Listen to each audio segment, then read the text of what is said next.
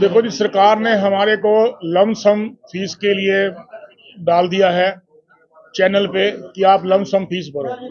Lump sum भी fees कैसे भरनी है? 1/4/2022 से लेकर 31/3/2023 तक जो फीस हमने भर रखी है उसको उन्होंने वहां से उठाया है। उसके बाद उसी स्लैब को उन्होंने 40% बढ़वाया है। जैसे सपोज करो किसी ने 1 लाख रुपए फीस भरी है 1/4/2022 से और 31/3/2023 तक, उसको 1,40,625 रुपए पे करने हैं एडवांस 31 मार्च तक। उसके बाद 1/4 को फिर यही पैसा दोबारा पे करना है। जो काम हमने अभी तक किया ही नहीं उसका हम पैसा कैसे पे कर सकते हैं? जो सामान, जो फल फ्रूट सब्जी हमने बेची ही नहीं उसका हम कैसे पे कर सकते हैं? तो जो इन्होंने स्लैब तैयार किया है वो इसका मतलब वो पिछला रिकॉर्ड देख के तैयार किया? हाँ जी, उन्होंने सारा पिछला रिकॉर्ड देख के तैयार किया है, क्योंकि पहली सरकार जो थी कांग्रेस की उन्होंने हमको 0% पे डाल दिया था। उन्होंने हमारे से 8.5 साल कोई फीस नहीं ली।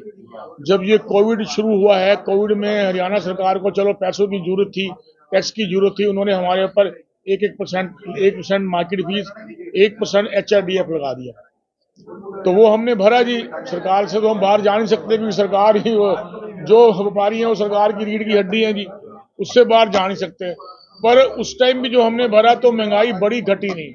उसके बाद क्या हुआ, जो पिछले साल का उन्होंने स्लैब उठाया है उसमें क्या था कि टमाटर 100 रुपए, 60 रुपए, 70 रुपए किलो बिका। मैंगो की फसल पिछले साल ठीक थी, इस साल तो मैंगो की फसल आई ही नहीं।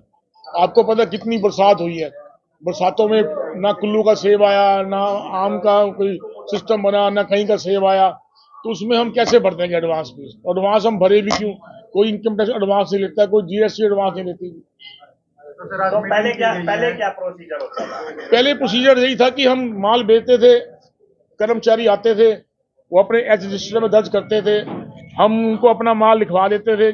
उसके बाद हम within week Monday to Monday fees भर देते, 1% मार्केट फीस, 1% HRDF।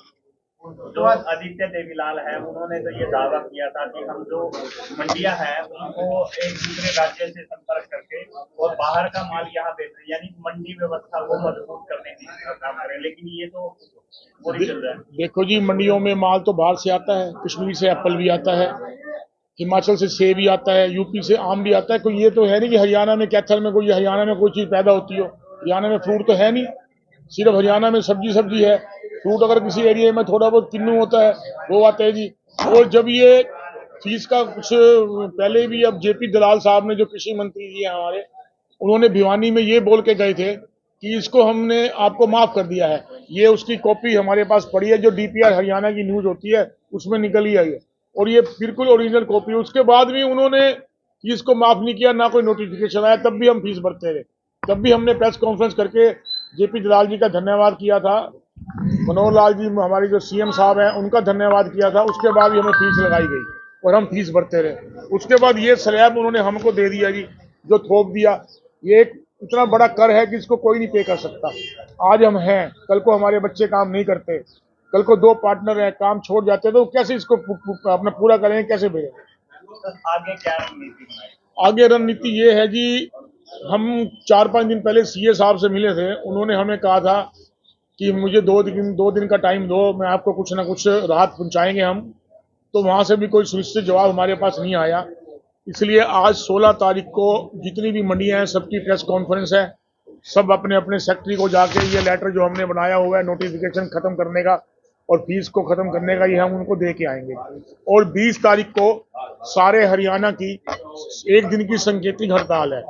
अगर तब भी हरियाणा सरकार हमें कोई राहत नहीं देती या हमारे से कोई बात नहीं करते या हमें नहीं बुलाते, तो हम उसके बाद 1-2 दिन के बाद फिर रणनीति बना के सारी सब्जी मंडी, हरियाणा सब्जी मंडी यूनियन इकट्ठी होके उसके बाद हम अनिश्चितकालीन हड़ताल पे चले जाएंगे। तो 20 तारीख को सब्जी मंडियां बंद रहेंगी? 20 तारीख को टोटल हरियाणा की सब सब्जी मंडी बंद रहेंगी।